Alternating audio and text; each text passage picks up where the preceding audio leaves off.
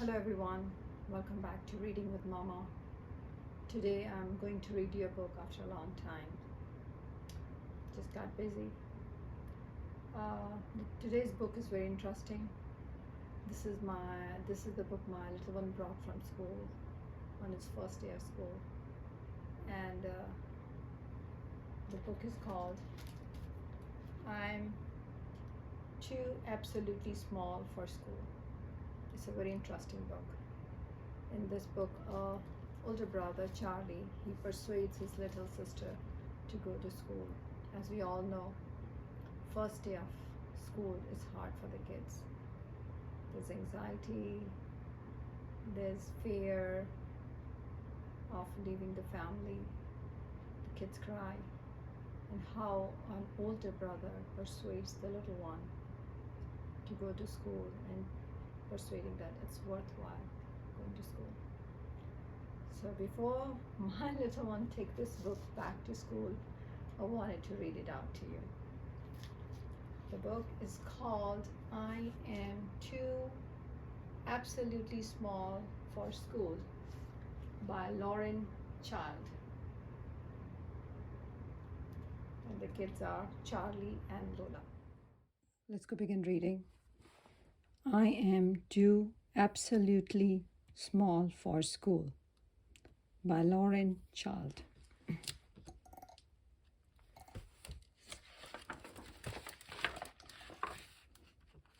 I am too absolutely small for school. I have this little sister Lola. She is small and very funny. Mom and Dad say she is nearly almost big enough to go to school. She's Lola. Lola is not so sure.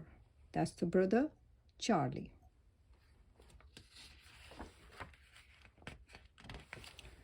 Lola says, I am absolutely not big. I am still really quite small. She says, I'm really quite small, so I'm not ready for school. She says, I probably do not have time to go to school. I am too extremely busy doing important things at home. She's giving excuses that I'm too busy to go to school.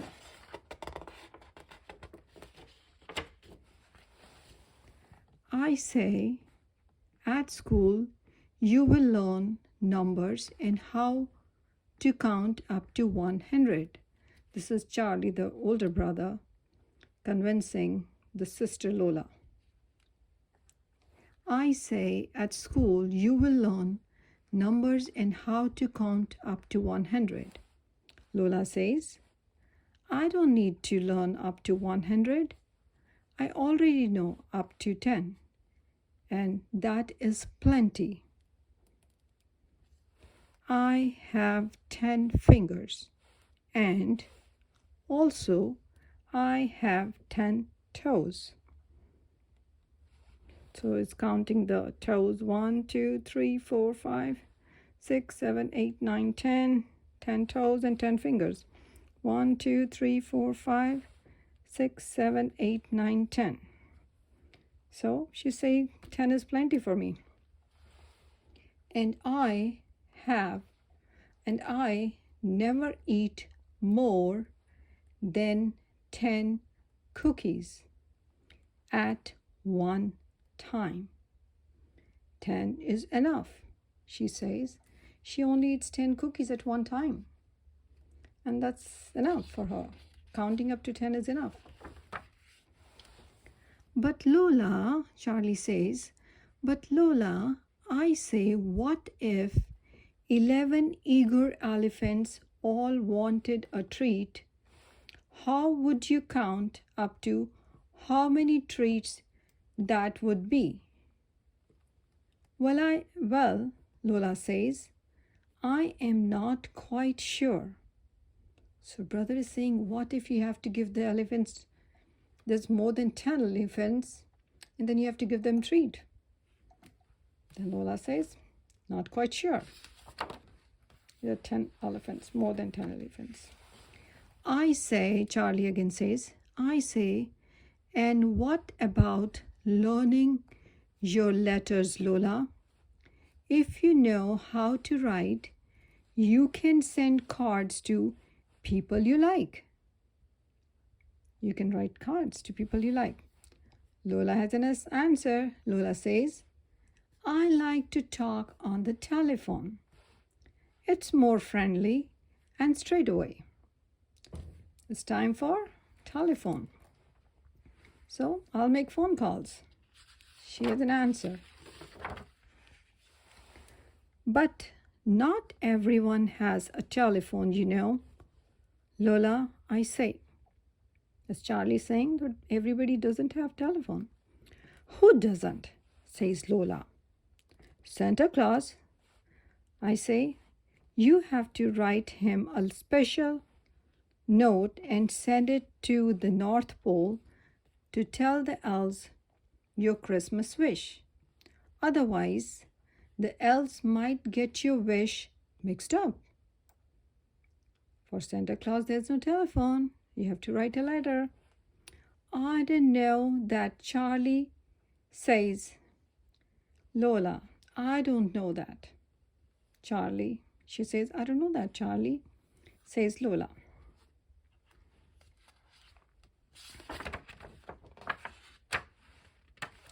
And Lola, I say, don't you want to read words?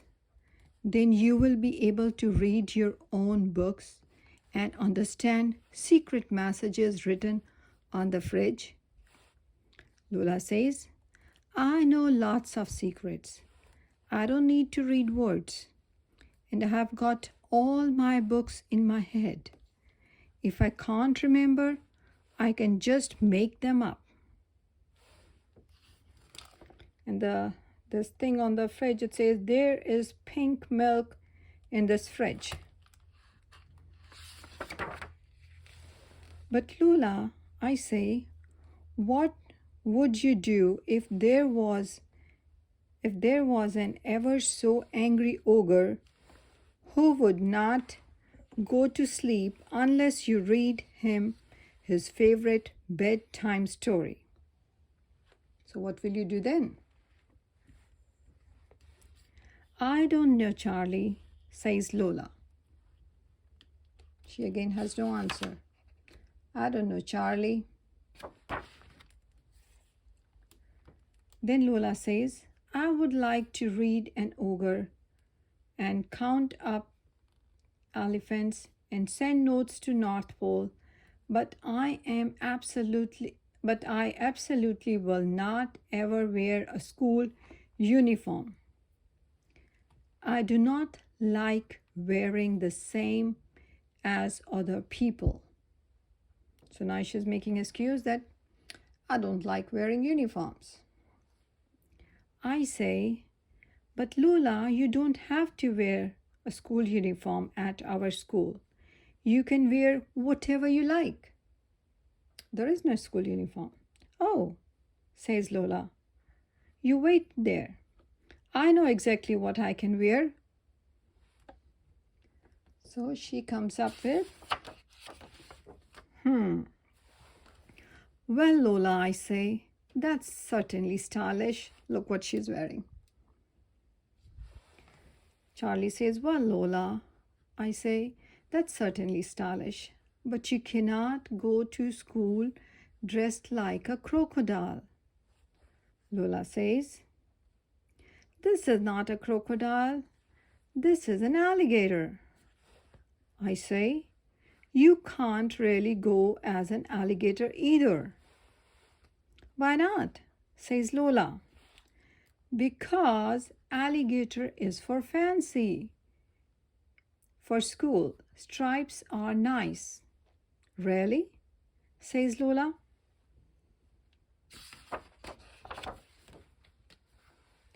I like to wear stripes, says Lola.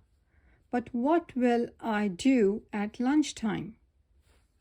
You know, I will never, not ever eat at school lunch. Eat a school lunch. My sister Lola is fussy about food, as all the kids are. I say, but Lola, you can take your very own packed lunch in your very own lunch box. That's your lunch box. You can pack up your own favorite food and take it to school. Lola says, I don't want to eat at school alone, all by myself, on my own. What does the brother has to say? He has answers for everything. I say, but Lola, at school you will meet lots of new friends. You can have lunch with one of them. Then Lola says, but I already have my friends, Soren Lorenzen. I like to have lunch at home with them. Soren Lorenzen is Lola's invisible friend. No one knows what he looks like. So Lola has some invisible friends, Soren Lorenzen. She normally eats with them at home.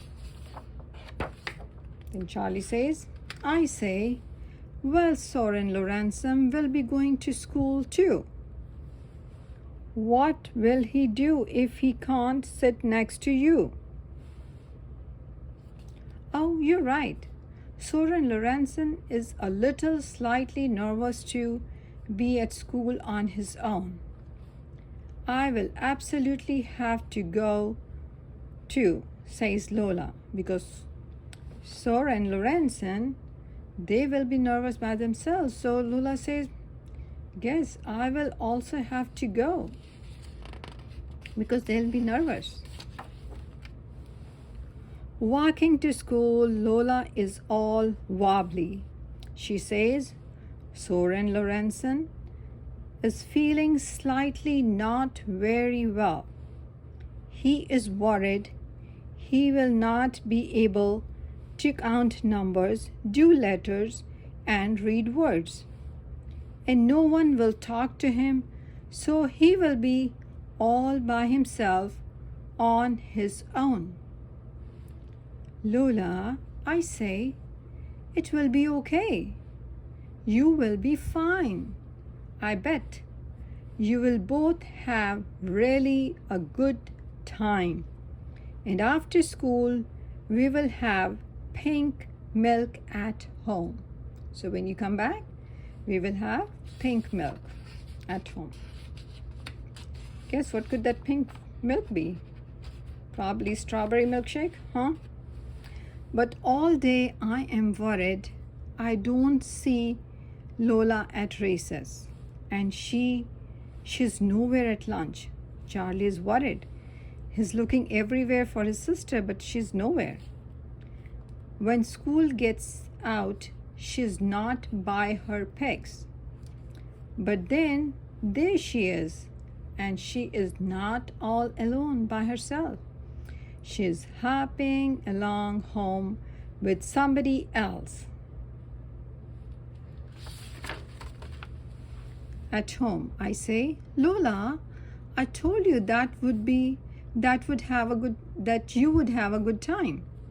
And Lola says, oh, I know, Charlie. I was not worried. It was the Soren Lorenzen, my invisible friends, who were nervous, not me. I was fine. So the first day of school worked fine. So thank you, Charlie, for persuading your sister to go to school. And my little one was also okay on the first day. And I hope this book helps kids going to school for the first day. I have this little sister Lola. She is very small. She's small, very funny. Mom and dad says she is neatly almost big enough to go to school. Lola is not sure, so it's the same thing. So thank you. I hope you enjoyed reading with me. Read over and over and convince your kids that it's worthwhile going to school. Thank you.